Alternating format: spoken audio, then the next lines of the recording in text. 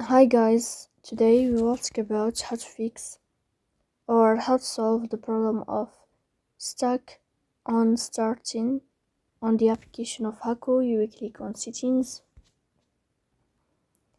In this page you will click on apps, default apps, app settings.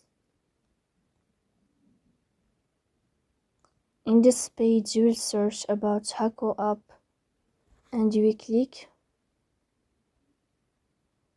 Then you will click on first stop and you will click OK. After that, you will enter to the window of storage.